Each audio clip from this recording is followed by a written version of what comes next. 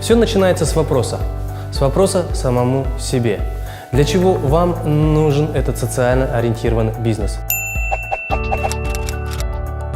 Очень важно иметь команду единомышленников, тех людей, которые могут поддержать вас в трудную минуту и вообще в целом помочь вам в реализации вашего проекта.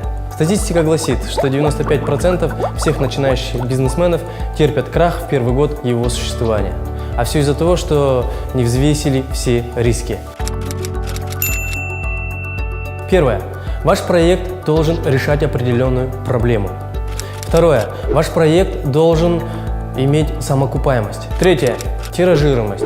Если ваш социальный проект стал самоокупаемым, то вы должны фокусироваться уже не только на той области, в которой вы развиваетесь, но и выходить в регион. Четвертое. Информационность. Постоянное освещение той деятельности, которую вы ведете, чтобы как можно больше привлечь к себе внимание со стороны общества. Это для того, чтобы у вас было больше последователей. И пятый пункт – это инновационность, то есть применение новых подходов к решению социальных проблем. Существует 4 вида социального бизнеса. Первое – это производство, второе – это купи-продай, третье – услуги и четвертый связан с образовательным сектором. Я считаю, что мы должны конкурировать с обычным бизнесом и как раз-таки отходить от понятия жалостности.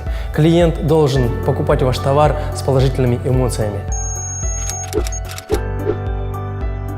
Я замечаю, что большинство социальных предпринимателей, к сожалению, не владеет этими навыками, тем самым терпят большие убытки, а потом закрываются.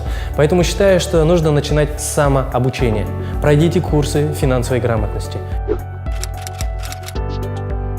Социальный предприниматель должен взять за основу самое главное правило – правило 3 Н. Нет ничего невозможного.